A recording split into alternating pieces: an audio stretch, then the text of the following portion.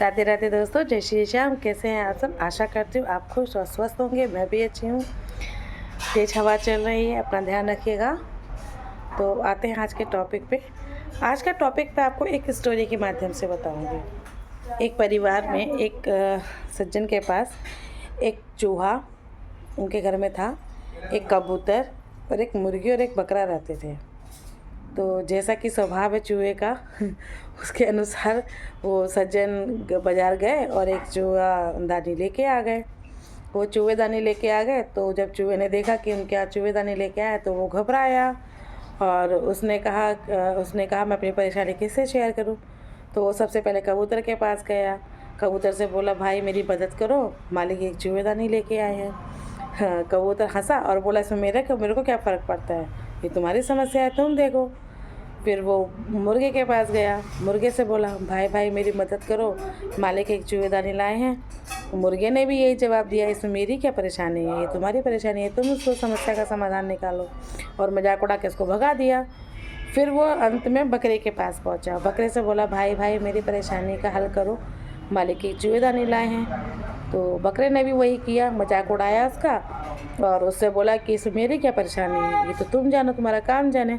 ऐसा करके और तीनों ने ही उसको कोई सहायता नहीं की और उसकी समस्या का कोई समाधान भी नहीं निकाला, यहाँ तक कि उसको कोई उम्मीद भी नहीं बंधाई। खैर कोई नहीं, ऐसे टाइम बीता। तो एक दिन चूहेदानी में बजाय चूहे के उसमें एक सांप फंस गया। जब उनके सज्जन की धर्मपत्नी ने उसको देखा, रात का समय था, तो उन्होंने सोचा कि लाओ चूहेदानी खोल के उसको फेंक देते हैं। जब उन्होंने चूहेदानी खोली तो वो सांप जैसे ही निकला और वो उसको महिला को ढस लिया। जब महिला को ढस लिया तो वो बीमार पड़ गई। जब बीमार पड़ी तो उसको किसी ने बोला कि कबूतर का सूप पिलाया जाए। तो मालिक ने क्या किया, कबूतर को मारा और सूप बना के अपनी पत्नी को दे दिया। तो कुछ आराम आया। जब कुछ आराम आया तो उसके नातेदार रिश्तेदार उसे देखने आए। जब नातेदार रिश्तेदार देखने आए तो घर में खाने को कुछ नहीं था। जब खाने को कुछ नहीं था तो मालिक ने क्या किया, मुर्गे को काटा और खाने की व्यवस्था कर दी। कोई नहीं, अब उसकी पत्नी बिल्कुल तरह से स्वस्थ हो चुकी थी। तो बोला गया कि चलो भाई दावत करते हैं। मालिक ने क्या किया, बकरा काटा और सबकी दावत कर दी। इस तरीके से कबूतर, मुर्गा और बकरा तीनों अपनी जान गंवा बैठे थे और जब तक वो चूहा कहीं दूर निकल चुका था।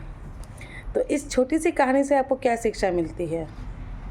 मेरी नज़र में तो इससे यही शिक्षा मिलती है कि अगर कोई भी व्यक्ति अपनी परेशानी आपके पास लेकर आता है और आपसे कुछ उम्मीद करता है तो उसकी परेशानी कम से कम, अगर आप साथ नहीं दे सकते तो कम से कम उसका मजाक ना उड़ाएं, उसको हंसी का पात्र ना बनाएं।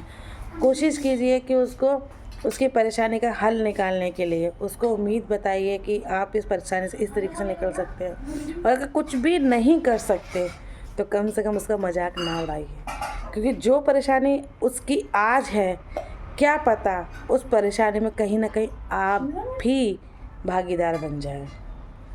राधे राधे, जय श्री श्याम। क्या आप मेरी इस बात से सहमत हैं? यदि हाँ तो कमेंट में जय श्री राम जरूर रखिएगा।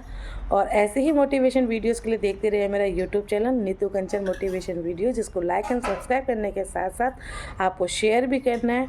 क्या पता कब कौन सी बात किसको अच्छी लग जाए और वो अपना जीवन में सुधार लाए। राधे राधे, जय श्री राम। मिलते हैं नेक्स्ट वीडियो में।